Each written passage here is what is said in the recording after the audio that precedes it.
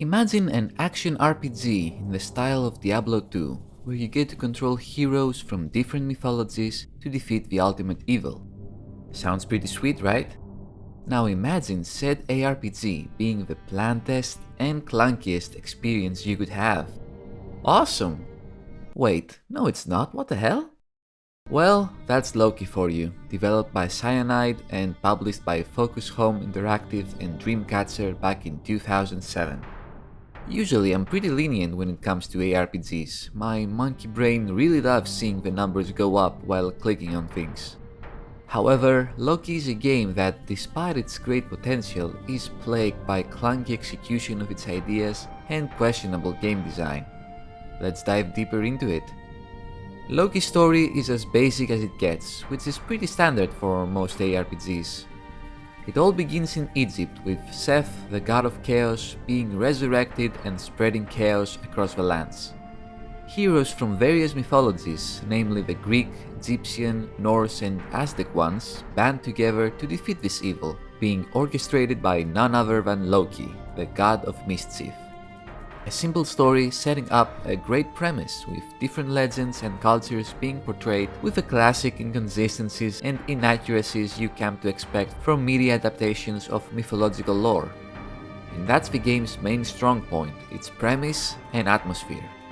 The graphics are detailed and the environments diverse, with a dark and mysterious essence to them, remaining faithful to the mythological material they're adapting. Character animations are nice and fluid, while the music serves as a subtle ambient companion to your adventures. During your travels you'll meet many different characters and the voice acting is on point, although I wish the more important characters like the deities weren't so underutilized. Imagine having the goddess Isis as nothing more than an exposition spouting quest giver. It's kind of lame, don't you think? So, Loki has great graphics, great sound and a beautiful atmosphere. But what about the gameplay? To be honest, playing this game felt like driving my dad's beat up 30-year-old car, slow, clunky and unresponsive.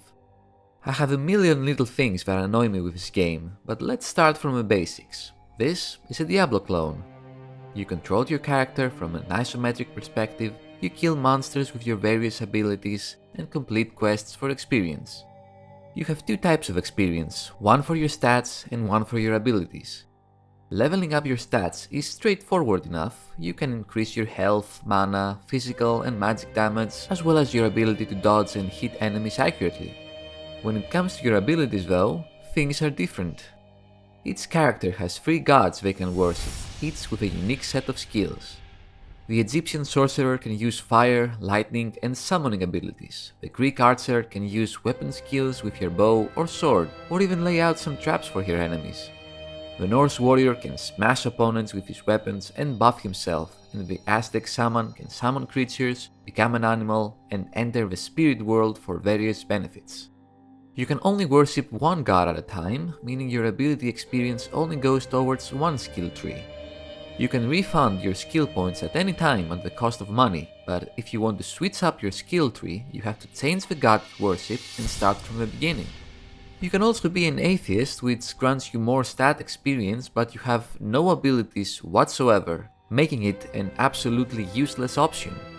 In any case, it's a needlessly complex system which pigeonholes you into a single skill tree and limits all experimentation, which the ARPG genre should be all about. Next up, we have the itemization. The game throws you into its world naked, without money and barely a weapon to your name, which you have unequipped of course. Eventually though, once you get past that steep difficulty curve, you'll start getting some good loot. Each item comes in a different variety, such as common, magical, rare, legendary, as well as your classic set items. They can boost your stats or have different passive and active effects, nothing really groundbreaking here. Throughout your adventure, you'll pick up armors and weapons only usable from the other classes, but since there is no shared stash, you can transfer them to a different character and they end up as selling fodder. Also, the game constantly throws you items you can't equip yet due to stat and level restrictions, making me feel like a donkey chasing a carrot on a stick. Such restrictions are nothing new and almost all ARPGs have them, but in Loki it feels like the level restrictions are fixed and not dynamic, meaning you get to unlock new equipment at level 5, 10, 15, and so on. There is also a blacksmith you can use to break down, reforge, enchant, or create new weapons from raw materials, but I didn't bother with the crafting system at all. Since you're constantly soured with new items, I felt it was pointless to create my own, only for them to get outclassed in a few levels. All in all, the itemization is as basic as it gets, which rings true for the entirety of the game. Besides all that, we have the gameplay itself. How does it feel? Not very good, I'm afraid. Combat in general feels weak and stiff, with animations lacking the necessary weight behind every attack. Targeting is also very picky and doesn't always work, while you have to constantly click for your every action because the slightest thing will stop you from doing anything. Holding the mouse key to attack is useless, since the game will knock you out of it either because you got hit, or because you dodged, or just because the game felt like it. So enjoy your imminent arthritis. Enemy AI is barely existent, with melee enemies charging at you and pounding you endlessly in place, and ranged enemies which do the exact same thing, just with projectile attacks. Luckily, death is barely an inconvenience, as when you die you simply respawn at the start of the area, no penalties incurred whatsoever. And you're gonna die a lot since enemies always come in groups and constantly surround you and attack you relentlessly. Seriously, it's ridiculous just how many enemies each area has, to the point where it feels pointless to even fight. However, you do have to fight just to keep up with the unavoidable boss battles. And it's not like every character can easily deal with such huge groups of enemies. There are barely any AoE attacks in this game, so you have to painstakingly click on every single enemy multiple times to kill them. It's a mess. The levels themselves aren't very inspiring to explore and interact with either, since they're just big rectangles or endless corridors that get repeatedly reused and recycled throughout the game. The UI is not user-friendly at all, with everything being a large list of text items without any proper indication or detail. Good luck if you want to teleport to town to sell and buy stuff, because when you return to the level, the teleporter will place you at the start of a level instead of the actual place you teleported from. The overall experience of playing Loki ended up being mind-numbing and annoying. This feels more like a framework for a game or a very early version of one, and not at all like the final product. On top of all that, we have unlocking the true final boss as the icing on the cake.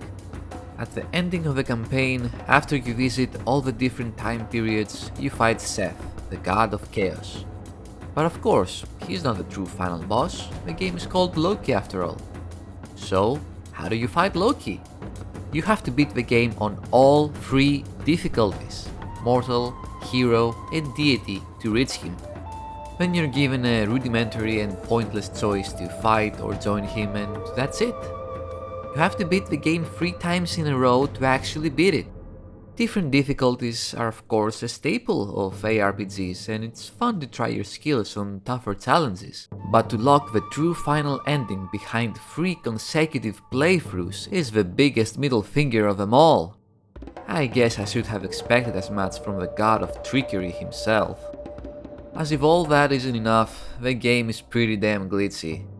Effects not appearing properly, graphics disappearing, UI elements overlapping and reverting to a placeholder state, we have it all. I even managed to crash the desktop once. This is a 16-year-old game being sold on Steam, and it's severely lacking on the quality control department. Compare it with Titan Quest, a game similar both in gameplay and premise that came out in 2006 and is still to this day receiving updates and new content, and you can see which one is the better product. Loki is a game with a lot of potential and an intriguing concept. However, it's also a game with a lot of flaws in every area, while its gameplay leaves a lot to be desired. Despite its many negatives, I mildly enjoyed my time with it, but I wouldn't recommend more than a single playthrough. If you're a die-hard fan of ARPGs and enjoy Loki's world and premise, you might get a kick out of this one. So, that's Loki in a nutshell. Share your thoughts and experiences with this game on the comments below. And of course, don't forget to like and subscribe for more game reviews. Thank you for joining me, and until next time, take care and have fun.